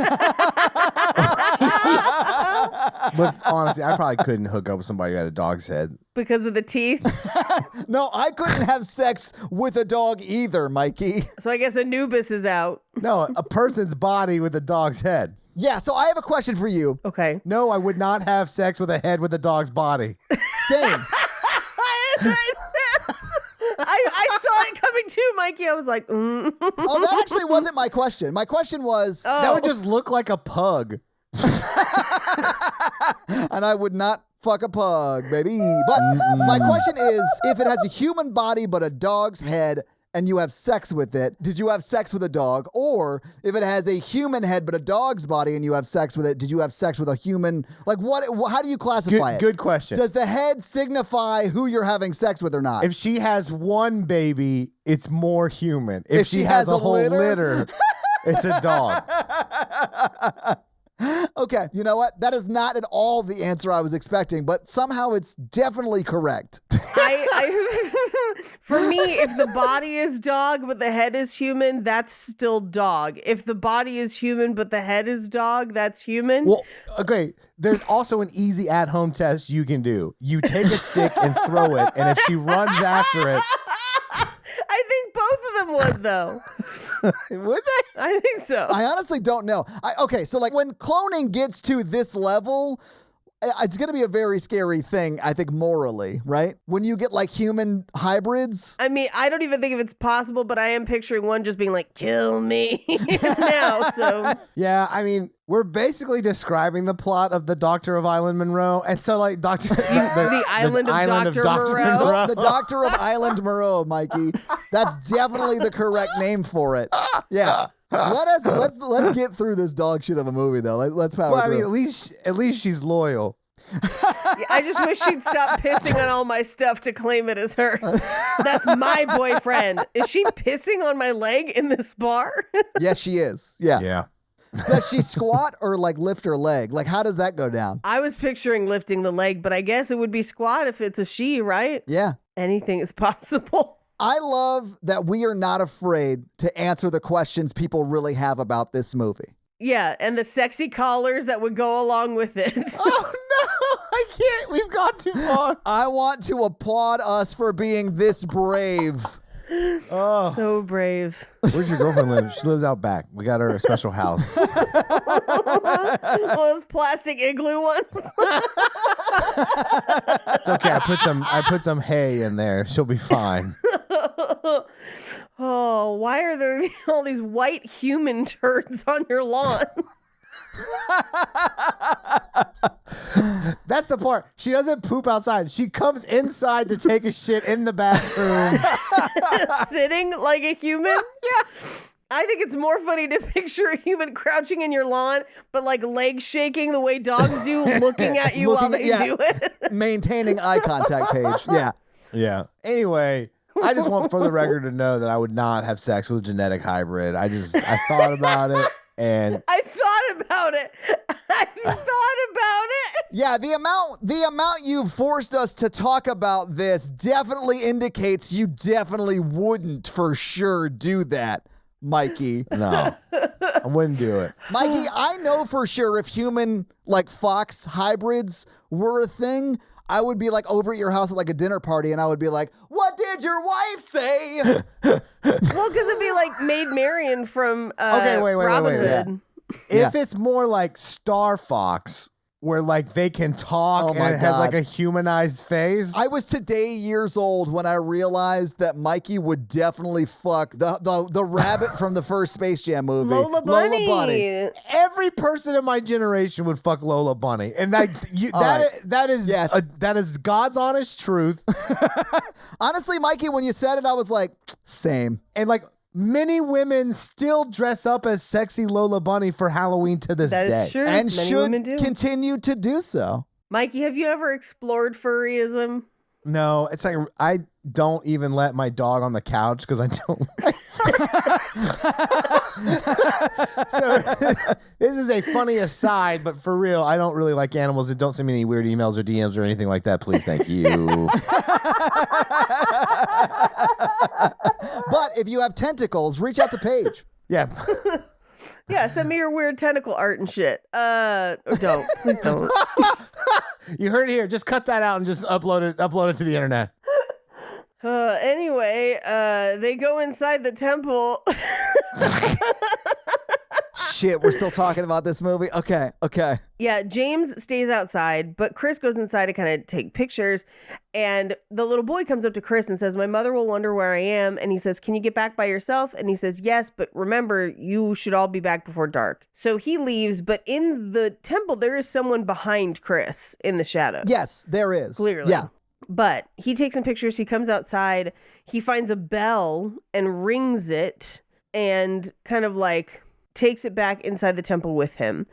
They all kind of converge and they're like, oh, it's a bit of a letdown. So James decides to kind of leave to like wander around the woods kind of with them while Kate is looking at the piles of stones, which I think are graves for the children. If those are the graves for the children, I am livid at the police force in this area because it's so close to the temple and they think the monk killed them. Like, clearly that's where the kids are. Well, I assume that they stacked the stones for the children when they couldn't find them. Okay, so this movie just aggressively doesn't explain or resolve anything. Yeah, I was thinking that because of Blair Witch Project, where they find the rock piles. Yeah, I would totally buy that if out of respect, the people of the community did that when they realized the kids were there. But none of that is explained. Yeah, it's not explained. Anyway, something moves in the forest. She freaks out and she's like, I want to go. Let's leave. And he's like, we'll come back tomorrow. And she's like, I don't want to come back tomorrow. I just want to get out of here before it's dark. Yeah, which is the right call. Right. We cut to inside the temple where Chris is back kind of taking some footage and he sees something moving under the floorboard. So he looks down in there with his camera. Yeah. And Kate and Chris approach the temple to be like, hey, we got to go. And a rock falls off of one of the graves and something reaches out of the crack in the floor in the temple and drags Chris through. They run inside and there's a skeleton next to them that they just don't address or see or anything. Yeah, it's almost like they don't see it, which would be impossible because we can see it. Right. And like James gets over him and is looking down on where he fell and is like, can see everything in and around him, but he never brings it up. Chris never brings it up. I don't know. It's insane. Anyway, at this point, they pull him out. They start a fire and they're like, we're just going to have to camp out here tonight and go down the hill in the morning. I would have put that motherfucker over my shoulder and been like, we're getting the fuck out of here. Same. Yeah. We're laid down a tarp or whatever we have in our backpack and we are dragging you back, but we are certainly not staying here. Right. Or just like, hey, maybe you'll last the night, but me and Kate are leaving. Right. We're going to get help right now, basically. That's what I would say, but really what I'm saying is that, if you make it the night, help will be here in the morning to get you, but good luck. I'd have been like, I'm dragging my ass out of this forest. Same. I also feel like if they had just stayed near the fire for the night, maybe nothing would have happened. Maybe it's because they went into the temple, you mean, and like disturbed the temple itself? Maybe. I don't know. And because James left and disturbed the statue or whatever, but it seemed like everything was fine as long as they were just chilling. Anyway. Yeah. Who knows? What Fox lady was in heat, man? Foxed up. They start a fire and James is like, well, I'm going to go for a walk in the woods because he's an asshole. And they conveniently need to get him out of the picture so they can have this conversation. That's right. Yeah, because she says, because I wrote it down, I never told him what about his baby. You're the only one who knows. What made you think of that right now? I don't know. The little grave markers. Yeah. So for me, that was the baby is dead somehow. And that's when James walks back up. Yeah. Yeah, so Paige, she doesn't say specifically that she had an abortion or a miscarriage, right? But I was assuming it was more like in the miscarriage lane, but I didn't see that she was still pregnant. That's not what I thought. I thought that that the baby had died for some reason. No, yeah, not still pregnant. It's one of the two. I could see it as either miscarriage or I didn't want to have a baby, so I had an abortion and you're the only one who knows because you drove me there. Right. Like something like that. Yeah. Right. Okay, but like if that is the case, why tell James? I don't know why you would tell him. I went to the Wikipedia. It does say she had an abortion of his baby. Okay. Interesting, because that's not what we see. But I mean, that could be, but we just don't ever get definitive information on anything. I feel like she mumbled some stuff, and it could have been like a wildly different scenarios based on what we missed in the mumble part. Maybe. I also feel like it's one of those things where I feel like they haven't been dating that long. Or at least the movie seems to imply that like they're dating. They've been dating for a while, but not a crazy long time. Yeah. So to me, it sounds terrible, but I'm like, that kind of makes sense in that you'd be like, yo, we were not ready for that, or whatever. Right. But I mean, the movie's just not really clear on it. It's not. Anyway, he walks up and is just like talking about what? And she's like, not you, but definitely you. So they go inside the temple and argue. And this is where she like, quote, tells him, but we don't see any of that, right? We don't see any of that, so we don't know. But he's like, I'm going back to the village. I'll send somebody in the morning. And she says, I told him, but we're going to need more firewood. So she goes to get firewood on her own in the dark in the forest, which is... They immediately split up. Yeah. It's the dumbest thing you can do. But again, they are Americans traveling abroad. So that's probably what would happen. So the flashlight goes out while she's getting firewood. So she comes back, but also she hears somebody moving and growling in the woods. James hears something and he's trying to like walk down the hill and keeps coming back to that same statue. Yeah. But when she comes back with firewood, she's like, hey, the flashlight died. I don't have a ton of wood, but this place isn't right. Let's go inside. Yeah. So they go inside the temple, which I'm like, he knows somebody pulled him through that hole. And like, I know. Why inside is no safer. I would never go back in there ever. Yeah. I might take a piece of wood that is on fire and burn that place down. Yeah. But I'm not going back in it. Yeah. It's rough. But so they like lay down in the temple and she's like playing with his hair and stuff, which I don't know about y'all. Hair is a very intimate gesture. It is an intimate. We don't touch each other's hair unless some shit's going down. Yeah. Unless half your body is fox in nature. Dog. Yeah. Your hair. You have hair. Yeah. What if she had the poofy tail as well? Oh, that's too far into the fairy thing. That kind of flips it. I'm not into it. Anyway, so they spoon, which again for me is like shit's happened with them before, right? Oh yeah. So Paige, yes, fully. They have definitely had sex at least 3 times, but I think that's why they're comfortable breaking that like touch barrier, you know, like she snuggles up to him. They're both very scared. So like that in that moment feels normal or natural to me that they would do that because they're probably scared and cold and they've already like been intimate with each other, right? Right. I feel like you don't touch somebody's hair unless you've been intimate with them, and there's a lot of caressing going on in this scene. Right. Unless you're like at a restaurant and you're like, oh, you got some shit in your hair, let me get that. Or, you know, whatever. Yeah. But then you would ask before doing it. Yeah, absolutely. Absolutely you would. Yeah. To touch someone's hair unprompted, it takes a level of intimacy that would suggest they are more than friends. Poor boundaries on your part. Meanwhile, out in the woods, James keeps passing that same statue and he's like, oh, you gotta be fucking kidding me.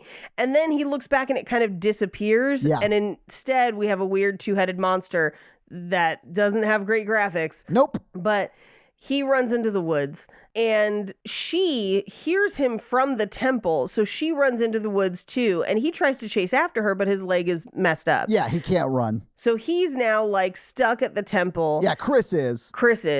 And he sees a monk watching the fire. So he tries to crawl back into the temple and shuts the door. Meanwhile, James is in the woods, hurt, attacked by that creature. Yeah. She runs off in the direction of that sound. Now, I should mention there's only 10 minutes left in the movie at this point, and I'm just like, what could they even possibly do? Oh my God, Paige. The fact that there's only 10 minutes left and we get conservatively 45 minutes of her running through the tunnels, it's like insane. Like that crazy. part felt way longer than 10 minutes because it's so much. They're long tunnels. He said it in the beginning. Yeah, because she makes it to the mines and runs literally through the mines as she hears what sounds like somebody crying and just follows that noise. Yeah. So we cut back to the temple where Chris is trying to like keep whatever's outside from coming inside, but what should orb up through the floor but a bunch of little kids with no eyes and creepy teeths. And it's your worst nightmare because it looks like you're at a child's musical on stage. Yeah, they all kind of stand in order and then they attack him. Yeah. Which, to circle around, he just cries and holds his head in his hands and let them eat him. Yeah, pretty much. Which I just, so stupid. Well, we find out that he is the faceless guy from the very beginning of the movie. Yeah. So he technically doesn't die. Yeah. But they like destroy his like face. And I'm sure he's like, They bite him, yeah. yeah, he's all fucked up. But like, I don't think one of these kids would have been able to even bite Mikey. Right. Like, it would have just been a bunch of kids that are like knocked out on the floor in like 30 seconds from here. Right. And then Mikey limping out of the forest. Absolutely. Burnt that temple down. Hell yeah. Yeah. But meanwhile, in the mine, she's being followed by something. We don't know what it is. I think it's the fox lady. We see the weird hand, right? That's Yeah. The hand, yeah. Yeah. But she gets to a dead end and it's zombie James. So she runs. Well, and it's James with no eyes. Like she had already gotten James, right? Right. And there's like she's trapped in this tunnel with the thing that hurt James. Right. Which I'm assuming is the Fox lady, right? Yeah. And she hasn't paid attention to where she's gone in the tunnel. She just ran through it willy-nilly, so then she can't get back out. And when she runs and she's like, oh, I can't get out, I was like, no, you clearly just took a wrong turn. Backtrack your way out of here. Like, she just like lays down and is like, oh, I guess I'm fucked. Yeah. Like, what? Yeah. And we cut to the hospital where they're like, Christopher. So now you know it's Chris. We already knew it was Chris. They're like, Christopher, as if it's this big reveal that it's Chris. We have guessed it's Chris. Yeah, we know it's Chris, guys. The kid's not here all along. Yeah, well, it's Chris. And he's like, why is the little boy here? And they're like, what little boy? There's not a little boy. And then they're like, also, we know you killed James. And then we get a flashback to somebody killing James with a rock. It's him. Yep. And then they're like, and that's my question. Is it? Because the movie is not clear about what happened, but there is footage. And by footage, I mean it's footage of a foot. Yep. It's a video of a foot. It is Foot, Footage. Yes, Paige. But it's like, did they find his body? I'm sure they found James's body, yeah. They must have. Smashed with a rock, I presume. Right. But Chris is also fucked up. So, like, something happened to Chris? Yeah. Do you think Chris took chunks out of his own cheeks? I don't know what they're talking about. Well, and then the professor answers the largest iPhone I've ever seen. It's almost like he's taking a phone call on a tablet, and that's pretty funny. I honestly thought that man had to be like 4'8", but they had shot him like he was 6'2" the whole movie because that phone looked comically large in his hand. It's enormous. Anyway, he's like, he won't tell us anything. And then we cut to the hallway where the kid is sitting, but he has no eyes. And then back into the room, Chris just fucking attacks everybody. We have no idea why. He stabs the interpreter in the neck with the investigator's pen. Yeah. Yeah. And then he runs off. Meanwhile, back in the village, the innkeeper lady lights a candle for that photo of the little boys, including Saita. Yeah. Saita, the one who Chris was seeing. And it just says second grade 1966. But it's just like the Shining shot where it zooms in on a photo and it's Jack Nicholson, right? But it's the kid from before. Yeah. We're like, oh, that's when he died, right? Because he looks the same. Yeah, we got it. You told us he was a ghost like 10 seconds ago. A million times, yeah. I know. Like, we get it. Yeah, we cut to a really cool shot of the temple in the daytime, which is one of those things where you're like, God, such good cinematography. Yeah. Then we cut to the mines where Kate is still crying and we hear like a sniff. So I'm assuming she got eaten by the creature. And then Mikey, you said there's a post-credit scene? I'm an idiot. Roku just started the movie over. Oh, cool. Okay. and that's the movie. So having seen the movie, having talked about the movie, what'd you guys think about Temple?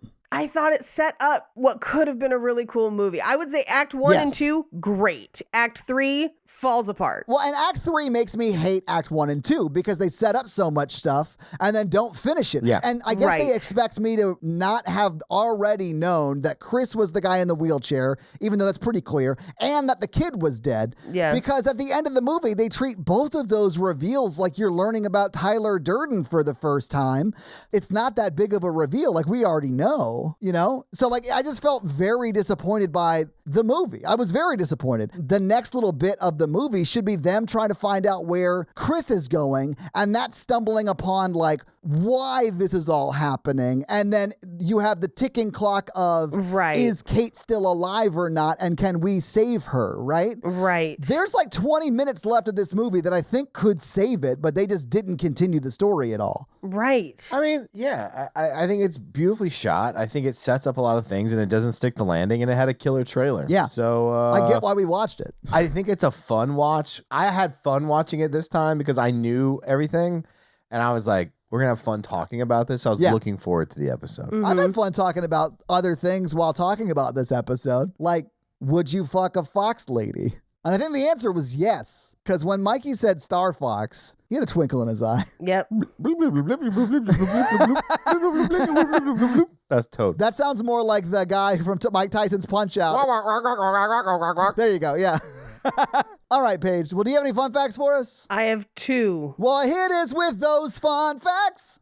Those 2 Fun facts Number 1, the special effects artist, Etsuko Egawa, was one of the artists behind the Stay Puft Marshmallow Man in the original Ghostbusters. No shit. That's cool. Okay. And he did good work on the film. Yeah, he did. And this was filmed in 16 days. Okay. And that's number 2, I'd imagine.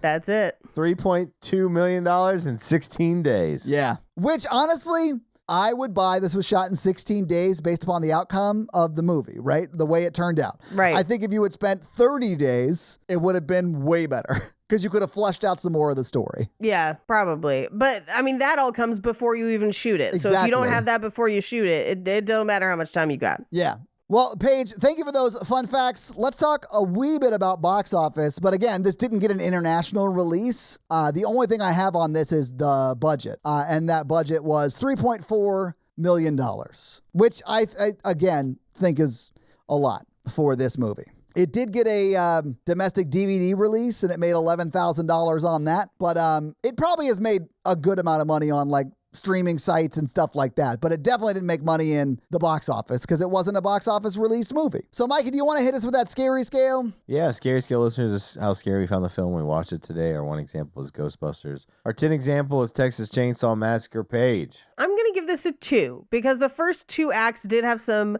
scary points here and there that if they had paid off better, this would have been really scary, but it just doesn't pay off. Yeah. I'm going to give it a 1, but largely because it builds up stuff that should scare me, but never comes back and scares me with it. Yeah. Which I think made this movie super watchable. Like, I'm not mad at that, but it wasn't as scary as I thought it was going to be when I started it, right? I will also give it a 2. Wow. You guys both rated it higher than me. Some of the jump scares got me. Mm-hmm. Yeah. Mm-hmm. And that's our scary scale. All right. Well, this week, Mikey, you made us watch Temple. Paige, it's your dealer's choice pick. So what are you going to pick for your movie this month? Now, I was torn between 2 films because a few months back we did a thread in the Facebook group of movies that we thought would scare me. Okay. And 2 seemed to come up a lot. One of them was Lake Mungo, and the other was what I am picking for this week, which is called The Dark and the Wicked, which came out in 2020. So it didn't get a theatrical release because of COVID. Yeah. Ooh, it's got good cover art. Yeah, I saw the trailer, and that trailer fucking scared me shitless. Oh, so God. I am actually very excited. It's going to be scary. It's only 95 minutes, so it could be a good, tight, scary little movie. I mean, there are a lot of 95-minute movies that scare the shit out of me, Paige. Like, yeah. yeah. That also means that for listener request, if you want to pick Lake Mungo, it is up for debate if you want to do that. It's literally dealer's choice. You can pick anything you want. It's literally dealer's choice. You can pick whatever you want, but that is where my brain was at. So we're going with The Dark and the Wicked. All right. So your homework for next week is to watch The Dark and the Wicked and then report back for that episode. Mm-hmm. So, Mikey, do you have a review for us to read? I'm looking one up now. Well, while you're looking one up, let me tell them how they can have their review read on the podcast, and that's to leave us a 5-star text review, and we'll have Mikey read it for you. So, Mikey, whose review are you going to read this week? I'm going to do BG45. Well, what does BG45 have to say?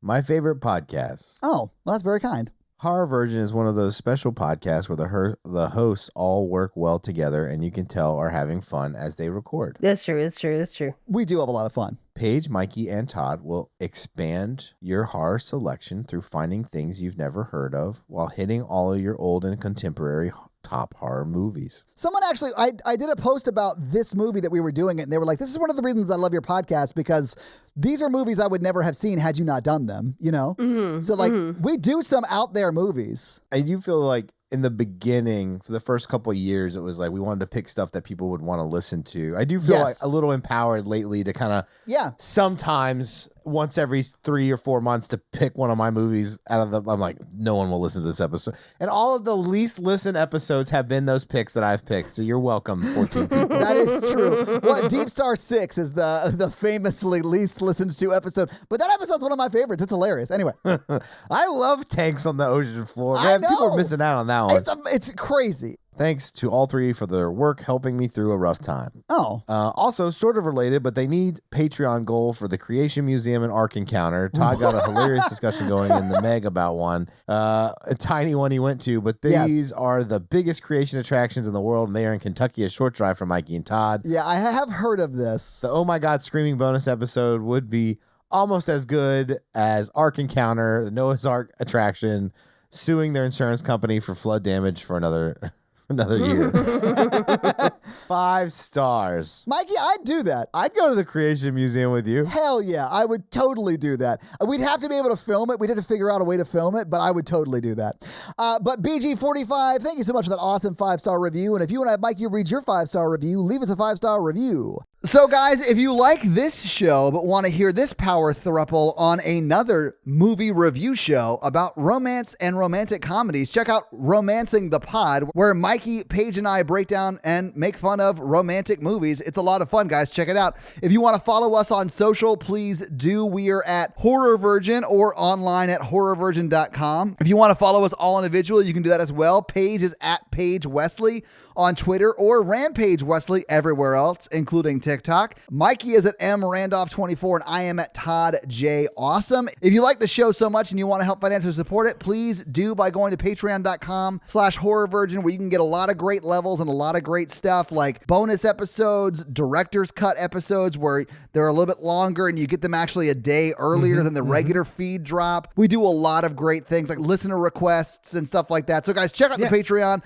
and help support the show. If you want to financially support me, but not Todd, just look me up on Venmo. If you can't financially support the show, that's understandable. That's fine. But if you want to hang out with us on the daily, join the Facebook group at facebook.com/group/horrorvirgin. We also link it like once a week. So just find it there and join the awesome Facebook group. Literally, we're in there talking every day. It's awesome. And guys, we got a P.O. box. So if you want to send us some love letters or whatever you might send to a P.O. box, it's actually not a P.O. box. It's like a regular street address. It's pretty awesome.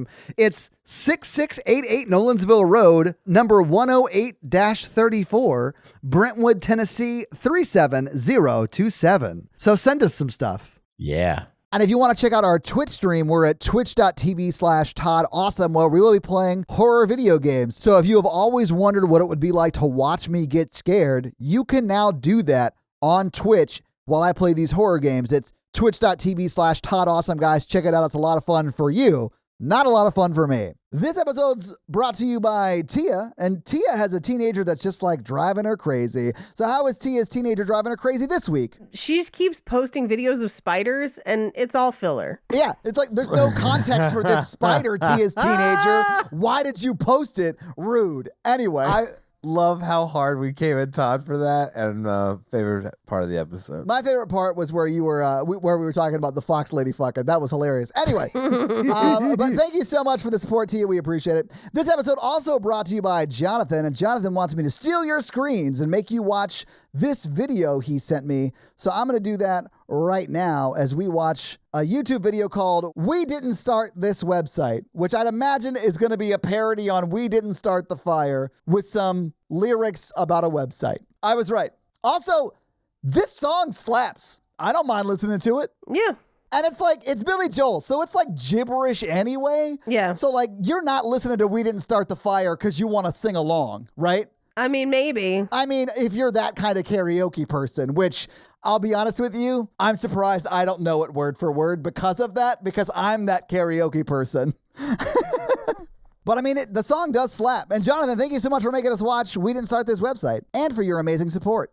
We now return you to another episode of The Patreonicals. Okay, they all ran off to the woods, I think, last time. They did. I love that Mikey, every week when we tee this up, always looks like he forgot he has to do this. You know, the magic of this is that It's all on the spot. all on the spot. Yeah. That's really the magic dust. Okay, so in the woods. Mikey, you should make one of them find and fuck a fox lady. Oh my God. It is sort of a fairy tale thing, right?